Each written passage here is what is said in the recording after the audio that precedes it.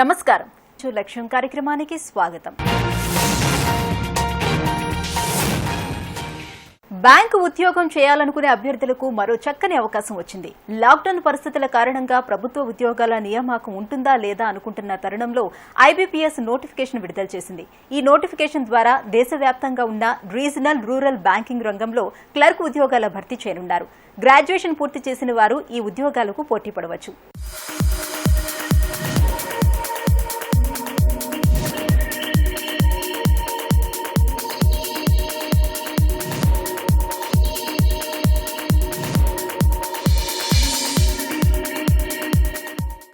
గ్రామీణ బ్యాంక్స్లో regional rural banks scale 1 officers, scale 2, scale 3 అలాగే ఆఫీస్ అసిస్టెంట్స్ రిక్రూట్మెంట్ కోసం ఐబీపీఎస్ నోటిఫికేషన్ రిలీజ్ చేసింది. యాక్చువల్గా 2020లో ఐబీపీఎస్ రిలీజ్ చేసిన ఎగ్జామినేషన్ క్యాలెండర్ ప్రకారంగా ఇది ముందే రావాల్సింది. అయితే కోవిడ్-19 పరిస్థితుల రీత్యా కొంచెం డిలేగా నోటిఫికేషన్ వచ్చింది. ఈ నోటిఫికేషన్ ప్రకారం any graduates can apply for this post. దేశవ్యాప్తంగా 10,470 వేకెన్సీస్ ఉన్నాయి. ఈ వేకెన్సీస్ నోటిఫికేషన్ రిలీజ్ చేసే టైంకి, ఫైనల్ రిక్రూట్మెంట్ జరిగే టైంకి ఈ వేకెన్సీస్ ఇంకా పెరిగే అవకాశం కూడా ఉంటుంది. అట్లాగే మన 2 తెలుగు రాష్ట్రాల్లో 877 వేకెన్సీస్ ఉన్నాయి. మొత్తం 5 గ్రామీణ బ్యాంక్స్ ఉన్నాయి. తెలంగాణ గ్రామీణ బ్యాంకు, ఏపీజీబీ, ఆంధ్ర ప్రగతి గ్రామీణ బ్యాంకు, సప్తగిరి గ్రామీణ బ్యాంకు, చైతన్య గోదావరి గ్రామీణ బ్యాంకు, ఇలా మొత్తంగా 5 గ్రామీణ బ్యాంక్స్ కలిసి 877 వేకెన్సీస్ ఉన్నాయి. సో డెఫినెట్గా స్టూడెంట్స్కి, అభ్యర్థులకి ఇది చక్కని అవకాశం. ముఖ్యంగా ఫైనల్ ఇయర్, ఫైనల్ సెమిస్టర్లో ఉన్నటువంటి అభ్యర్థులందరికీ చాలా డౌట్స్ ఉన్నాయి. మాకు ఎలిజిబిలిటీ ఉంటుందా అప్లై చేసుకోవడానికని. ప్రజెంట్ ఉన్న దాని ప్రకారం అయితే లాస్ట్ డేట్ అయినటువంటి 21 జూలై 2020 వరకు గ్రాడ్యుయేషన్ కంప్లీట్ చేసుకున్న వాళ్ళు అప్లై చేసుకోవచ్చు. అట్లాగే ఏజ్ కూడా ఆఫీస్ అసిస్టెంట్స్కి 18 నుంచి 28 ఇయర్స్ వరకు ఉంది. స్కేల్ 1 ఆఫీసర్స్కి 18 నుంచి 30 ఇయర్స్ వరకు ఉంది. ఇది జనరల్ క్యాండిడేట్స్కి. సో అప్పర్ ఏజ్ లిమిట్ అనేది రిజర్వ్డ్ క్యాండిడేట్స్కి వాళ్ళ రిలాక్సేషన్ వాళ్ళ దాని ప్రకారంగా ఉంటుంది. ఇక ఈ ఎగ్జామినేషన్ అనేది ప్రిలిమినరీ ఎగ్జామినేషన్ సెప్టెంబర్, అక్టోబర్లో, మెయిన్స్ ఎగ్జామినేషన్ అక్టోబర్, నవంబర్లో కండక్ట్ చేస్తారు. సో అయితే ప్రిలిమినరీ ఎగ్జామినేషన్, మెయిన్స్ ఎగ్జామినేషన్ అనేది ఆఫీస్ అసిస్టెంట్స్ అండ్ స్కేల్ 1 ఆఫీసర్స్కి ఉంటుంది. స్కేల్ 2, స్కేల్ 3 ఆఫీసర్స్కి ఓన్లీ సింగిల్ ఎగ్జామినేషన్ ఉంటుంది. అది అక్టోబర్, నవంబర్లో కండక్ట్ చేస్తారు. ఇక స్కేల్ 2, స్కేల్ 3 ఆఫీసర్స్కి సింగిల్ ఎగ్జామినేషన్ అండ్ ఇంటర్వ్యూ ద్వారా వాళ్ళ ఫైనల్ రిక్రూట్మెంట్ ఉంటుంది. So office assistants and scale 1 officers ఈ రెండిట్లో కండక్ట్ చేసే ప్రిలిమినరీ ఎగ్జామినేషన్ కేవలం క్వాలిఫైయింగ్ మాత్రమే.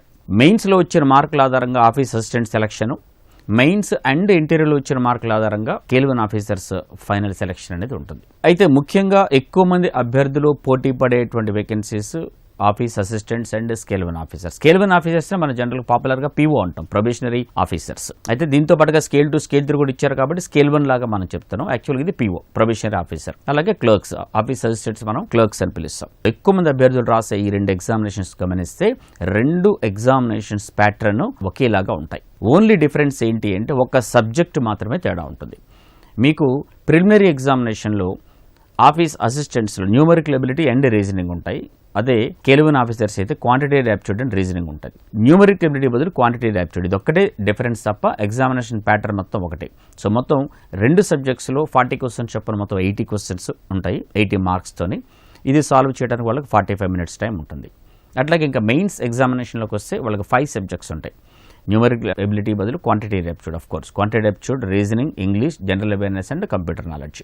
ఈ 5 సబ్జెక్ట్స్లో 40 క్వశ్చన్స్ చెప్పిన మొత్తం 200 క్వశ్చన్స్ 200 మార్కులతో ఉంటాయి. వీటికి మొత్తం సాల్వ్ చేయడానికి 2 అవర్స్ టైం ఉంటుంది. మరి 2 సేమ్ అయినప్పుడు ఇంకా డిఫరెన్స్ ఏముంటుంది 2 ఎగ్జామినేషన్స్లో అంటే, డిఫరెన్స్ రెండింటికి మధ్యలో ఉండేది డిఫికల్టీ లెవెల్. ఎంత డిఫికల్టీ ఉంటుంది అనేది. మీకు ఆఫీస్ అసిస్టెంట్ తీసుకుంటే లోయర్ లెవెల్లో ఉంటుంది, అదే స్కేల్ 1 ఆఫీసర్ తీసుకుంటే హయ్యర్ లెవెల్లో ఉంటుంది. ఆ 2 మినహా వాళ్ళు వచ్చే సబ్జెక్ట్స్ కావచ్చు, అందులో ఉండే టాపిక్స్ కావచ్చు, ఇదన్నీ ఒకేలాగా ఉంటుంది. సో ఇది దృష్టిలో పెట్టుకొని 2 ఎగ్జామినేషన్స్ రాస్తున్నటువంటి అభ్యర్థులు స్కేల్ 1 ఆఫీసర్స్కి ప్రిపేర్ అయితే ఆటోమేటిక్గా ఆఫీస్ అసిస్టెంట్స్ ఎగ్జామినేషన్కి ప్రిపేర్ అయినట్టే. సో అందులో ఇంకా మళ్ళీ కొత్తగా ఉండేదే ఉండదు. సో ఇదే విధమైన ప్రిపరేషన్ ఉంటుంది. ఓకే, ఇంకా ప్రిపరేషన్కి వస్తే ఒకసారి అభ్యర్థులు గుర్తుపెట్టుకోవాల్సిన విషయం ఏంటంటే, ఎస్ డెఫినెట్గా ఎక్కువ మంది స్టూడెంట్స్ రాస్తారు. ముఖ్యంగా వాళ్ళ ప్రాంతాల్లో జాబ్ చేద్దాం అనుకున్న వాళ్ళకి ఒక సౌలభ్యం ఉంటుంది. బ్యాంక్ పరీక్షలు అన్నింటిలో కేవలం ఐబీపీఎస్, ఆర్ఆర్బీ ఎగ్జామినేషన్ ఉన్న సౌలభ్యం ఏంటంటే, ఇంగ్లీషు, హిందీ భాషలతో పాటు వాళ్ళు ప్రాంతీయ భాషల్లో కూడా ఎగ్జామ్ రాసుకోవచ్చు. మన తెలుగు రాష్ట్రాల్లో ఆంధ్రప్రదేశ్, తెలంగాణలో వాళ్ళు తెలుగులో రాసుకునే అవకాశం కూడా ఉంది. సో ఆంధ్రప్రదేశ్లో హిందీ, ఇంగ్లీష్తో పాటు తెలుగులో కూడా పేపర్ ఉంటుంది. Prelims, mains 2. అట్లాగే తెలంగాణలో వస్తే ఇంగ్లీష్, హిందీతో పాటు తెలుగు అండ్ ఉర్దూ కూడా ఉంటుంది. వీటిలో కూడా వాళ్ళకు నచ్చిన భాషలో వాళ్ళు ఎగ్జామినేషన్ రాసుకున్న సౌలభ్యం ఉంటుంది కాబట్టి సో ఈ ఇయర్ అదే విధమైన వాళ్ళు కండక్ట్ చేస్తున్నారు. ఇది కేవలం ఆర్ఆర్బీ ఎగ్జామినేషన్స్కి. మళ్ళీ ఐబీపీఎస్ కండక్ట్ చేసే ఇతర ఎగ్జామినేషన్స్కి కేవలం హిందీ, ఇంగ్లీష్ ఉంటుంది. ఈ సౌలభ్యం లేదు, ప్రాంతీయ భాషలో రాసేటువంటి సౌలభ్యం లేదు. సో ఇది ఒక రీజన్. ఇక అభ్యర్థులు దీనికి ఎలా ప్రిపేర్ అవ్వాలి, ఏ విధంగా ఉంటే బాగుంటుంది, మొదటిసారి రాసే అభ్యర్థులకు కూడా ఇందులో సక్సెస్ అయ్యే ఛాన్సెస్ ఉంటాయా, ఇలాంటి అనేక సందేహాలు ఉంటాయి. అదొకసారి మనం గమనిస్తే ఇప్పటి నుంచి చూస్తే దాదాపుగా వాళ్ళు సెప్టెంబర్, అక్టోబర్లో ప్రిలిమ్స్ అంటే సెప్టెంబర్, మిడ్ ఆఫ్ సెప్టెంబర్ అనుకున్నా మనకి దాదాపుగా కనీసంగా 2 months టైం ఉంటుంది. వాళ్ళు నోటిఫికేషన్లో చెప్పిన ప్రకారంగానే ఎగ్జామినేషన్ కండక్ట్ చేస్తే కనీసంగా 2 months టైం ఉంటుంది. ఇంకా కొంచెం డిలే అవుతుండొచ్చు కూడా చెప్పలేము. బట్ నోటిఫికేషన్ ప్రకారం ఏం మాత్రం మినిమం 2 months టైం ఉంటుంది.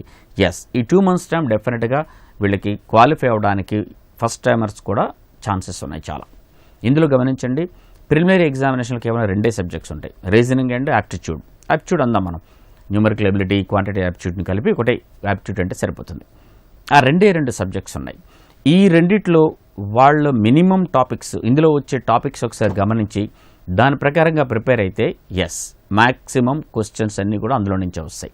న్యూమరికల్ ఎబిలిటీని తీసుకుంటే ఆర్ క్వాంటిటేటివ్ యాప్టిట్యూడ్ తీసుకుంటే వీకి ఇందులో simplifications, approximate values, quadratic equations, number series, data interpretation and arithmetic topics, వీటిలో సరిగ్గా చూసుకుంటే క్వశ్చన్స్ అన్ని ఇందులో నుంచే వస్తాయి.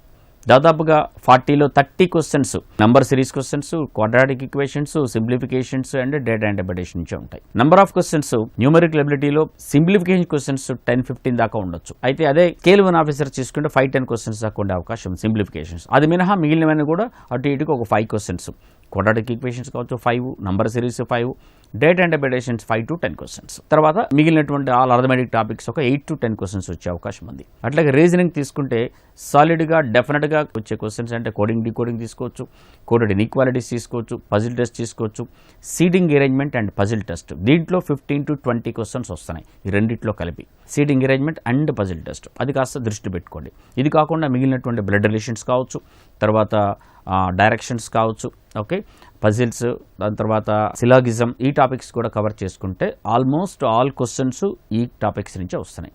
వీటిని కాన్సన్ట్రేషన్ చేసుకుంటే yes. And remember, IBPS conduct చేసే అన్ని బ్యాంక్ ఎగ్జామినేషన్లో ఈ RRB examination are the simplest examinations. మీకు 80 క్వశ్చన్స్ ఉంటాయి. ఎంత సింప్లెస్ట్ అంటే 80కి స్కోర్ చేసే అభ్యర్థులు ఉన్నారు. సో అంతగా ఉంటుంది. మరి 80కి స్కోర్ చేసుకున్నప్పుడు కాంపిటీషన్ చాలా ఎక్కువగా ఉంటుంది. మరి కట్ ఆఫ్ ఎంత ఉంటుందంటే ఎస్, కట్ ఆఫ్ 65 to 68, 70 దాకా ఉండే అవకాశం ఉంటుంది. సో అది దృష్టిలో పెట్టుకోండి. ఒక 65-68 దాకా మనకి కట్ ఆఫ్ ఉండే ఛాన్సెస్ ఇయర్గా ఉంటుంది. అది దృష్టిలో పెట్టుకొని మీరు ఎంత రావాలనేది చూసుకోవాలి. మీరు అలా టాపిక్స్ నేర్చుకుంటూ ప్రాక్టీస్ చేసుకుంటూ వెళ్ళినట్టయితే ఆటోమేటిక్గా మీకు సాల్వ్ చేసే క్వశ్చన్స్ పెరుగుతాయి. మోడల్ పేపర్ ప్రాక్టీస్ చేయడం అనేది తప్పనిసరి. అలా చేస్తేనే ఎగ్జామినేషన్ ప్యాటర్న్కి అలవాటు పడతారు. ఒక 15 గంటలు కూర్చొని సరిగ్గా మైండ్లోకి పోకపోవచ్చు, ఒక 7-8 గంటల్లోనే బాగా చదువుకోవచ్చు. So how quality time you are spending is important. So job security అనగానే మైండ్లోకి వచ్చేది గవర్నమెంట్ జాబ్. సో ఇప్పుడు గవర్నమెంట్ జాబ్ కోసం ఎక్కువ పోటీ ఉండే అవకాశం చాలా ఉంది. ఈ దృష్టిలో పెట్టుకోండి. సో కాంపిటీషన్ అయితే డెఫినెట్గా ఎక్కువగా ఉంటుంది. ఆ కాంపిటీషన్కి మీరు పోటీ పడేలాగా మీ ప్రిపరేషన్ ఉంటే ఇందులో సక్సెస్ తెచ్చుకునే అవకాశం ఉంది.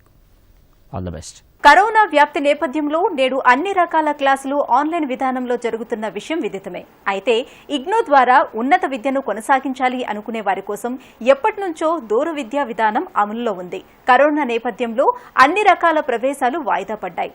ఈ నేపథ్యంలో ఇగ్నో దూర విద్యా ప్రవేశాలకు జూలై 31 వరకు అభ్యర్థులు దరఖాస్తులు పంపించుకోవచ్చు. ప్రవేశాలు అలాగే వివిధ కోర్సుల వివరాలను ఇగ్నో అధికారుల ద్వారా తెలుసుకుందాం. కరోనా మహమ్మారి రోజులలో విద్యార్థులు మరియు అన్ని రకాల విద్యావంతులు విద్యా క్యాలెండర్ను కోల్పోతున్నామే అనే ఒక బాధ వ్యక్తం చేస్తున్న తరుణంలో ఇందిరాగాంధీ జాతీయ సార్వత్రిక విశ్వవిద్యాలయం ప్రవేశాల కొరకు నోటిఫికేషన్ ఇవ్వడం జరిగింది. ఇది మామూలుగా కన్వెన్షనల్ యూనివర్సిటీస్ లాగా అకాడమిక్ క్యాలెండర్ లాస్ కావటము, లేకపోతే ఒక 2 నెలలు 3 నెలలు పోస్ట్పోన్ చేసుకోవటం, రీషెడ్యూల్ చేసుకోవటం, తద్వారా విద్యా సంవత్సరాన్ని కోల్పోతున్నామనే బాధపడే వారికి ఇది ఒక మంచి అవకాశంగా ఉంటుందని మేము తెలియజేయడం జరుగుతుంది. అంతేకాకుండా ముఖ్యంగా ఈసారి IGNOU Indira Gandhi national open university online కోర్సెస్ను ప్రవేశపెట్టింది. ఆన్లైన్ కోర్సెస్తో పాటు స్వయం కోర్సెస్ను కూడా ప్రవేశపెట్టడం జరిగింది. ఇవి మొత్తంగా ఒకేసారి 45 కోర్సులుగా మేము ఇంట్రడ్యూస్ చేస్తున్నాము. భారత ప్రభుత్వం మానవ వనరుల శాఖ ద్వారా భారత్ పడో ఆన్లైన్ అనే ఒక ప్రోగ్రాం టేకప్ చేయడం జరిగింది. ఇందులో భాగంగా మేము 13 ఆన్లైన్ కోర్సెస్, 24 స్వయం కోర్సెస్ మేము ఆన్లైన్ ద్వారా లాంచ్ చేయడం జరుగుతుంది. ఇందులో ముఖ్యంగా తెలియజేయనిది ఏంటంటే ఈ స్వయం కోర్సెస్ అనేది గతంలోనే యూజీసీ 20 క్రెడిట్స్ను ఆన్లైన్లోనే స్టూడెంట్స్ ఎక్వైర్ చేసుకోవచ్చు. తర్వాత దేశంలో ఉన్న అన్ని కాలేజెస్, అన్ని యూనివర్సిటీస్ను దీన్ని యాక్సెప్ట్ చేయాలని, అంటే ఫర్ ఎగ్జాంపుల్ డిగ్రీలో మీరు 3 ఇయర్స్లో సెమిస్టర్ కోర్సెస్లో మీకున్న క్రెడిట్స్లో 20 క్రెడిట్స్ను మీరు ఆన్లైన్లోనే ఈ యొక్క స్వయం కోర్సెస్ చేసి మీరు సంపాదించుకోవచ్చు. ఈ స్వయం కోర్సెస్ కూడా గుర్తింపు పూర్తిగా ఉన్నది. అయితే ఇగ్నో ఇది నేషనల్ ఓపెన్ యూనివర్సిటీ కాబట్టి దీనికి నేషనల్ కోఆర్డినేటర్గా ఇండియాలో ఆన్లైన్లో ఆఫర్ చేస్తున్నటువంటి సర్టిఫికేట్ ప్రోగ్రామ్స్ మరియు డిప్లొమా ప్రోగ్రామ్స్కు కోఆర్డినేటర్గా చేయటం జరిగింది. ఈ ఆన్లైన్లో కోర్స్ ప్రవేశం అనేది చాలా సులభతరమైంది. ముఖ్యంగా iop.ignoonline.ac.in దాంట్లో ప్రవేశం తీసుకున్న తర్వాత ఈ కోర్స్ కంటెంట్ అనేది ఆన్లైన్లోనే మీకు ఇవ్వటం జరుగుతుంది. ఫర్ ఎగ్జాంపుల్ అగ్రికల్చర్లకు సంబంధించినవి, లాకు, లైబ్రరీ సైన్సు, టూరిజము, ఐటీ ఇలాంటి ముఖ్యమైనటువంటి స్కిల్ బేస్డ్ ఉన్నటువంటి యొక్క కోర్సెస్ను మేము ఆన్లైన్లో ఆఫర్ చేయడం జరుగుతుంది. ఈ యొక్క ఆన్లైన్ ప్రోగ్రామ్కి సంబంధించినటువంటి కోర్సెస్కు వీడియోస్ అవైలబుల్గా ఉంటుంది. ఈ యొక్క వీడియోస్ను కూడా రీజనల్ లాంగ్వేజెస్లో 7 లాంగ్వేజెస్లో ముఖ్యంగా తెలుగులో కూడా అన్ని ట్రాన్స్లేట్ చేయడం జరిగింది.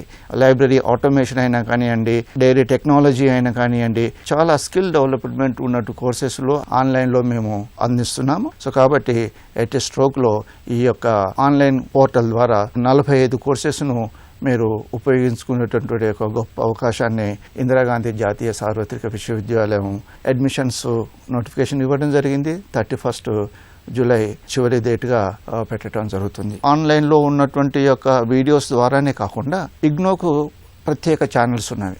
అవి జ్ఞాన్ దర్శన్ అయినా కానివ్వండి, జ్ఞాన్ వాణి కానీ, జ్ఞాన్ ధార అయినా కానివ్వండి. ఇవే కాకుండా MHRD వారు మాకు కొన్ని 7 ఛానల్స్ కూడా మాకు ఎక్స్క్లూజివ్గా మా యొక్క ప్రోగ్రామ్స్ను ఎయిర్ చేసుకుంటేందుకు ఇవ్వడం జరిగింది. ఇంతే కాకుండా ఇందిరాగాంధీ జాతీయ సార్వత్రిక విశ్వవిద్యాలయం 240 కోర్సులు మొత్తంగా అందిస్తున్నాము. అందులో ప్రధానంగా డిఫరెంట్ స్కూల్స్ ద్వారా డిఫరెంట్ ప్రోగ్రామ్స్ ఆర్గనైజ్ చేస్తున్నాం. అందులో ముఖ్యంగా స్కూల్ ఆఫ్ హెల్త్ సైన్సెస్ అని చెప్పుకుంటాం. ఇందులో మేము పీజీ డిప్లొమాలో 4 ప్రోగ్రామ్స్, ఈ 4 ప్రోగ్రామ్స్ చూసుకుంటే HIV medicine, hospitality and health management, maternal and child health and geriatric medicine, ఇవి పీజీ డిప్లొమా ప్రోగ్రామ్స్గా మేము ఆఫర్ చేయడం జరుగుతుంది. మరియు గ్రాడ్యుయేట్ ప్రోగ్రామ్గా BSc నర్సింగ్ను 3 ఇయర్స్ కోర్సు మేము ఆఫర్ చేస్తున్నాము. ఇదే కాక మనకు అవి PG diploma in nursing administration మరియు క్రిటికల్ కేర్ నర్సింగ్, ఈ 2 డిప్లొమా కోర్సులు కూడా మేము దీని ద్వారా చేస్తున్నాము. అదే కాక మేము 11 కోర్సులు సర్టిఫికేట్ ప్రోగ్రామ్ ఆఫర్ చేస్తున్నాము. హైదరాబాద్ నగరంలో ప్రధానంగా ఉన్నటువంటి యొక్క మెడికల్ ఇన్స్టిట్యూషన్స్ అయినటువంటి గాంధీ మెడికల్ హాస్పిటల్ ద్వారా, తర్వాత నిమ్స్ హాస్పిటల్ ద్వారా, కిమ్స్ హాస్పిటల్ మరియు కాంటినెంటల్ హాస్పిటల్, ఈ హాస్పిటల్స్ ద్వారా మేము ఈ యొక్క మెడికల్ సంబంధించినటువంటి పీజీ డిప్లొమా మరియు సర్టిఫికేట్ ప్రోగ్రామ్స్ మేము ఆర్గనైజ్ చేస్తున్నాము. సో వీటిని మీరు చూజ్ చేసుకొని 6 మంత్స్లో ఈ ప్రోగ్రామ్ కంప్లీట్ చేసుకొని జాబ్లోకి వచ్చేటటువంటి అవకాశం మీకు ఇగ్నో కల్పిస్తున్నది. ఎక్స్క్లూజివ్గా అగ్రికల్చర్కు సంబంధించినటువంటి కొన్ని కోర్సులను కూడా మేము ఆఫర్ చేయడం జరుగుతుంది. ఇందులో ముఖ్యంగా పీజీ డిప్లొమా కోర్సెస్ 2 ఉన్నవి. ఇవి plantation management and food safety and quality management. ఇది చాలా ఇంపార్టెంట్. దీని ద్వారా ఈవెన్ హోటల్ ఇండస్ట్రీలో కానీ, ఇండస్ట్రీలోనైనా కానివ్వండి, తర్వాత అగ్రికల్చర్ సెక్టార్లో కానీ కూడా ఇది చాలా డిమాండింగ్ ప్రోగ్రామ్స్ ఈ 2 కూడా. సో ఈ రెండింటిని కూడా మేము ఆఫర్ చేస్తున్నాం. మీరు అందరూ ఒకసారి ఇగ్నో వెబ్సైట్ను సందర్శించి మీకు కావాల్సిన కోర్సులను సెలెక్ట్ చేసుకొని ఆన్లైన్లో అడ్మిషన్ పొందుతారని ఆశిస్తూ మీకు ధన్యవాదాలు. సరైన సమయంలో సరైన ప్రశంస అన్నది ఏ వ్యక్తికైనా ఉత్సాహాన్ని, ధైర్యాన్ని ఇస్తుంది. తమ కృషికి గుర్తింపు లభించిందన్న సంతృప్తి అన్నిటికంటే ఎక్కువ ప్రోత్సాహాన్ని ఇస్తుంది. అందుకే మంచి పని చేసినప్పుడు ఎప్రిసియేషన్ అన్నది వ్యక్తి ఎదుగుదలకు ఎంతో తోడ్పడుతుందని అంటున్నారు నిపుణులు. ఆ వివరాలేంటో వ్యక్తిత్వ వికాస నిపుణుల మాటల్లో విందాం.